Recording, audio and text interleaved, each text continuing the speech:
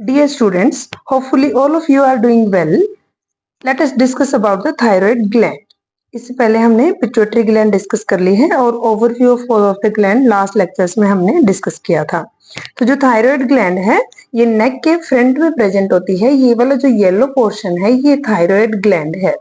ये हमारी नेक में फ्रंट में प्रेजेंट होती है। लैरिंग्स और ट्रैकिया के ये ट्रैकिया है, तो ये लैरिंग्स और ट्रैकिया के फ्रंट में प्रेजेंट होती है।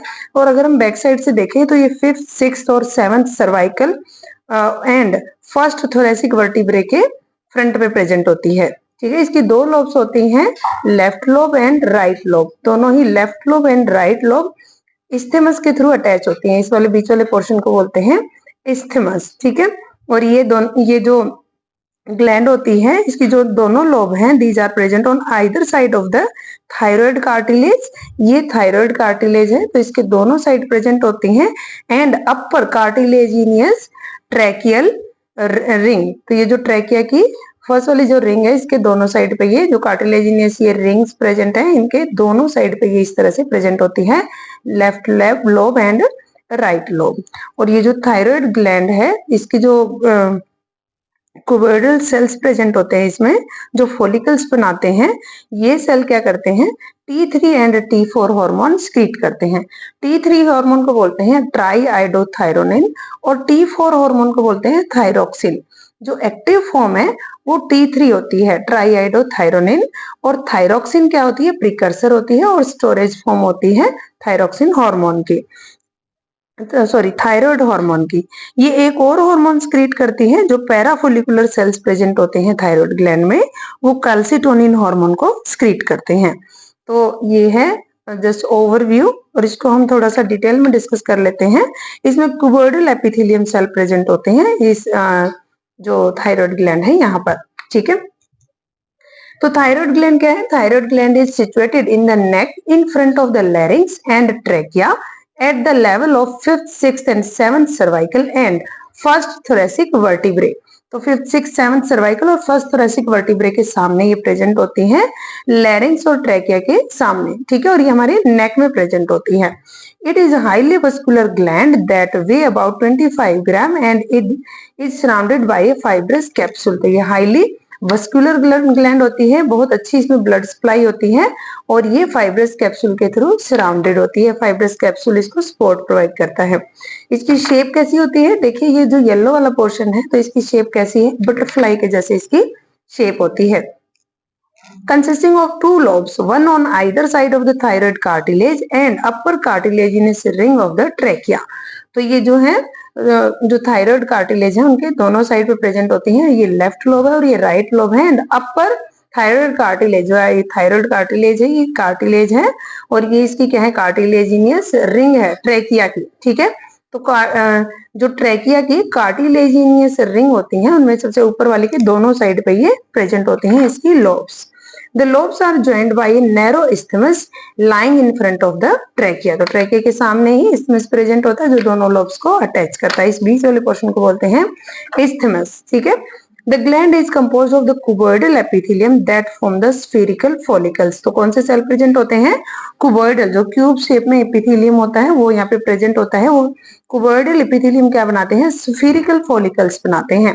और ये जो spherical follicles होते हैं इनके अंदर कोलोइड स्क्रीट होते हैं और स्टोर होते हैं। कोलोइड क्या होते हैं, thick protein, thick sticky protein material, जो कि जैसे कि थायरोग्लोबुलिन जिसको बोलते हैं वो प्रोटीनियस मटेरियल इसमें प्रेजेंट होता है।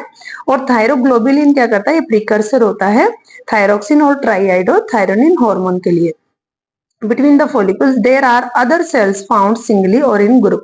कुछ और सेल्स भी प्रेजेंट होते हैं यहाँ पे, वो या तो सिंगली प्रेजेंट होते हैं या ग्रुप्स में। उनको क्या बोलते हैं, पैराफोलिकुलर सेल बोलते हैं या फिर सी सेल्स बोलते हैं, विच स्क्रीट द हार्मोन कैल्सिटोनिन। तो ये थायराइड ग्लैंड 3 हार्मोन स्क्रीट करती है, T3 that is the triiodothyronine, T4 that is the thyroxine and the third one is the calcitonin। Calcitonin जो हार्मोन है ये कैल्शियम के लेवल को रेगुलेट करता है।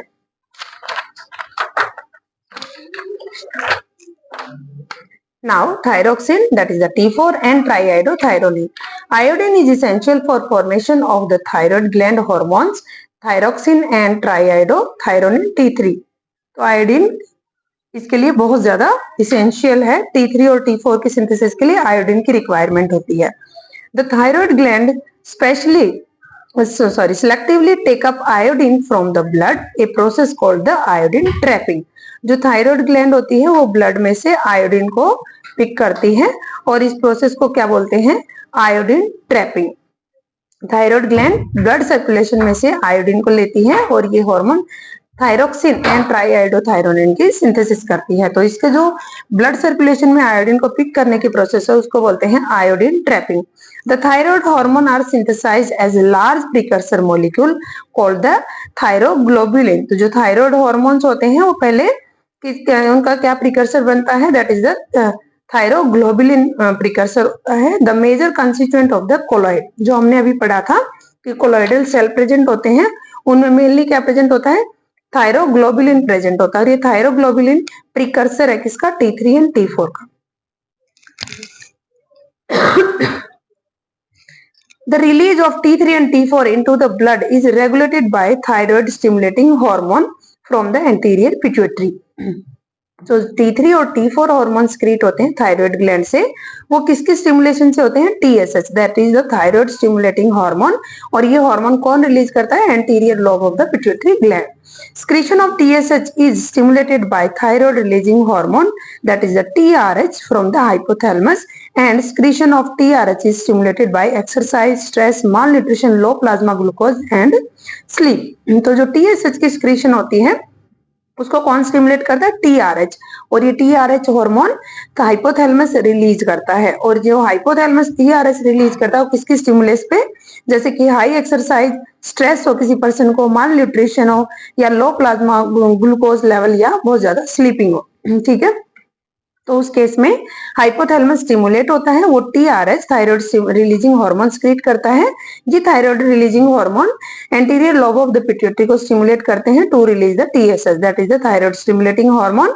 और ये thyroid stimulating hormone thyroid gland को स्टिमुलेट करते हैं to release the T3 and T4, that is the triiodothyronine and thyroxine.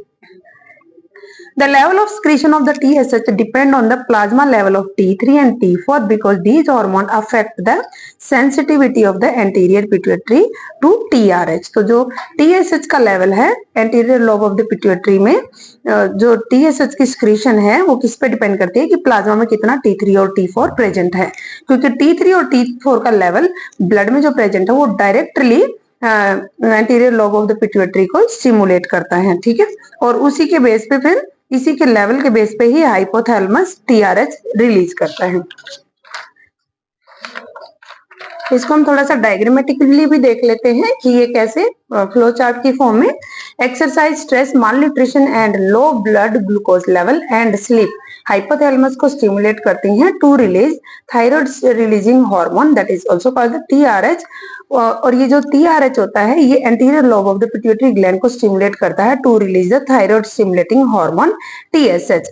जब ये सर्कुलेशन में आ जाता है तो TSH थायराइड ग्लैंड को स्टिमुलेट करता है to release thyroxine, that is the T4 and the triiodothyronine, that is the T3। तो ये दोनों हार्मोन TSH की स्टिमुलेशन से थायराइड ग्लैंड रिलीज करती है। Raise blood level of the T3 and T4, जब ये लेवल थायराइड ग्लैंड इनको स्क्रीट करती है दोनों हार्मोन को, T3 और T4 को, तो इनका लेवल इंक्रीज हो जाता है। Use of hormone by most body cell, इस हार्मोन को बहुत सारे बॉडी सेल ग्रोथ के लिए यूज करते हैं, मेटाबॉलिज्म के लिए यूज करते हैं, तो अगेन लेवल क्या हो जाएगा? डिक्रीज हो जाएगा। तो अगेन क्या जाता है? पॉजिटिव फीडबैक मैकेनिज्म के थ्रू हाइपोथैलेमस को मैसेज मिलता है कि T3 और T4 का लेवल क्या है? कम हो गया है। अब यहाँ पे देखिए T3 और T4 का लेवल जब इंक्रीज हो जाता है तो यहाँ से stimulus anterior lobe of the pituitary को भी जाता है और हाइपोथैलेमस को भी जाता है, जिसकी वजह से TRH और TSH का रिलीज इनहिबिट हो जाता है। थायराइड ग्लैंड T3 और T4 को की सिंथेसिस को और रिलीज को इनहिबिट कर देती है। कब? जब लेवल T3 और T4 का बढ़ जाता है ब्लड सर्कुलेशन में। तो जो थायराइड हार्मोन है इनका जो ब्लड में लेवल है वो नेगेटिव और पॉजिटिव फीडबैक के थ्रू मेंटेन रहता है। When the supply of iodine is deficient, excess TSH is secreted and there is proliferation of the thyroid gland cell and enlargement of the gland। मान लो iodine की body में कमी है। अब iodine की रिक्वायरमेंट कहाँ है? T3 और T4 हार्मोन को सिंथेसिस के लिए बॉडी आयोडीन की रिक्वायरमेंट होती है। अब आयोडीन है ही नहीं बॉडी में, या आयोडीन का लेवल डाउन हो गया बॉडी में, तो T3 और T4 का लेवल क्या हो जाएगा, डिक्रीज हो जाएगा। तो उससे स्टिमुलस हाइपोथैलेमस को जाएगा, वो रिलीज करेगा TRH, और इससे स्टिमुलस मिलेगा anterior lobe of the pituitary gland को, तो ये रिलीज करेगी TSH। अब TSH का क्या काम है, थायराइड ग्लैंड को स्टिमुलेट करना और थायराइड ग्लैंड के जो सेल्स हैं उनकी प्रोलाइफेशन करना। ठीक है, तो प्रोलाइफेशन जब मान लो आयोडीन है ही नहीं बॉडी में, या डेफिशिएंसी आयोडीन की, तो ग्लैंड को आयोडीन मिलेगा ही नहीं, तो थायरोक्सिन और ट्राईआयोडोथायरोनिन की सिंथेसिस नहीं होगी, सिर्फ ग्लैंड का साइज इंक्रीज हो जाएगा। ठीक है, क्योंकि प्रोलाइफेशन हो रही है सेल्स की। तो उस केस में पर्सन को घेंगा और गोइटर की प्रॉब्लम हो जाती है। जब नेक में आगे वो कैप्सूल सा बन जाता है बहुत बड़ा, नेक का में जो थायराइड ग्लैंड है उसका साइज क्या हो जाएगा, इंक्रीज हो जाएगा, जिससे गोइटर की प्रॉब्लम होती है। ठीक है, तो ज्यादा से ज्यादा आयन ट्रैपिंग के लिए ग्लैंड अपना साइज इंक्रीज कर लेती है उस केस में।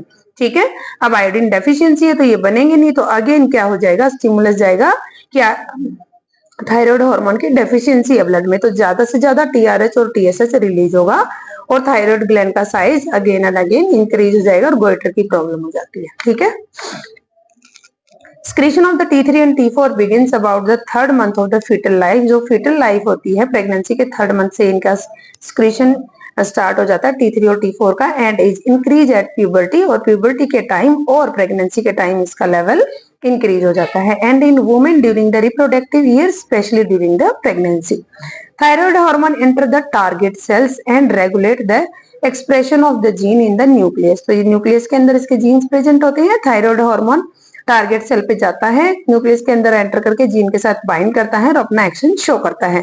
दे इंक्रीज और decrease the synthesis of the some protein including enzyme. तो थायराइड हार्मोन क्या कर सकता है, प्रोटीन की सिंथेसिस को इंक्रीज और डिक्रीज कर सकता है।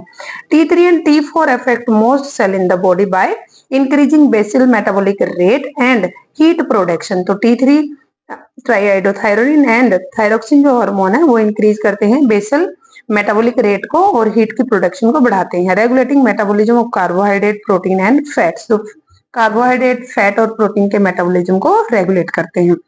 T3 and T4 are essential for normal growth and development, especially for the skeleton and the nervous system। अगर T3 और T4 का लेवल डाउन हो जाएगा तो बॉडी की ओवरऑल ग्रोथ रुक जाती है और मेंटल रिटार्डेशन हो जाती है, क्योंकि ये क्या करता है, स्केलेटन सिस्टम की मेनली डेवलपमेंट और ग्रोथ करता है, और नर्वस सिस्टम के भी मेनली डेवलपमेंट और ग्रोथ करता है T3 और T4।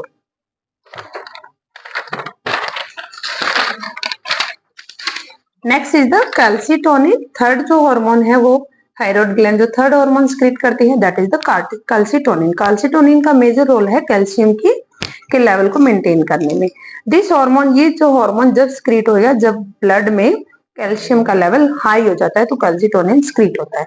This hormone is secreted by the parafollicular और C cell in the thyroid gland. जो सेल थायराइड ग्लैंड में पैराफोलिकुलर सेल होते हैं और उनको हम सी सेल भी कह सकते हैं, वो ये हार्मोन कैल्सिटोनिन हार्मोन सीक्रेट करते हैं।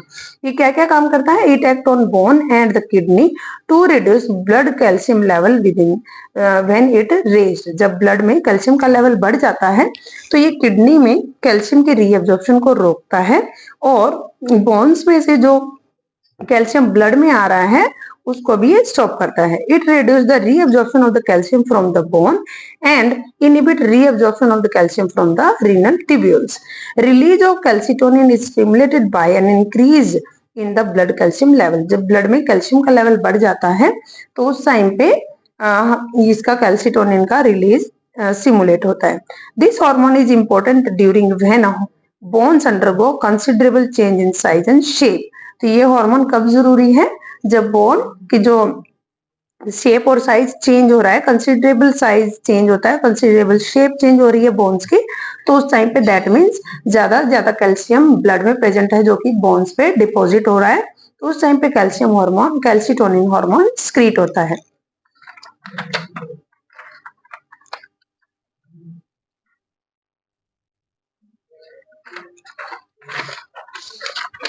तो इसके साथ ही हमने थायराइड ग्लैंड को डिस्कस कर लिया है। एक ओवरव्यू ले लेते हैं। थायराइड ग्लैंड हमारे नेक में प्रेजेंट होती है in front of the 5th, 6th and 7th cervical vertebrae and first thoracic vertebrae में ये सामने प्रेजेंट होती है, और ये 2 लॉब्स में होती है, left lobe and right lobe, और दोनों ही लोब इस्थमस के थ्रू ज्वाइंट होती हैं। इसका वेट होता है अबाउट 25 ग्राम्स और ये इसके सराउंड में फाइब्रस कैप्सूल प्रेजेंट होता है। ठीक है, इसमें ये 3 टाइप ऑफ हॉर्मोन्स क्रिएट करती है, थायरॉक्सिन जिसको हम T4 भी बोलते हैं, ट्राईआइडोथायरोनिन जिसको T3 बोलते हैं, और कैल्सीटोनिन। ठीक है, तो थायराइड ग्लैंड बॉडी की ओवरऑल ग्रोथ और मेंटल डेवलपमेंट के लिए बहुत जरूरी है, और कैल्सीटोनिन जो हार्मोन होता है वो बॉडी में कैल्शियम के लेवल को मेंटेन करने में हेल्प करता है विद द पैराथायरॉयड हार्मोन। ठीक है, जो थायराइड ग्लैंड है इसके बैक साइड में पैराथायरॉयड ग्लैंड होती है, 4 पैराथायरॉयड ग्लैंड्स, और वो पैराथायरॉयड हार्मोन स्क्रीट करती हैं। नेक्स्ट वीडियो में हम पैराथायरॉयड हार्मोन को डिस्कस करेंगे। Thank you so much, hopefully you like. अगर आपको कोई डाउट है तो आप कमेंट कर सकते हैं, और इसके लिए, इस टॉपिक के लिए, जो थायराइड ग्लैंड का टॉपिक है, इसके लिए आप नोट डिस्क्रिप्शन बॉक्स में से डाउनलोड कर सकते हैं। Thank you.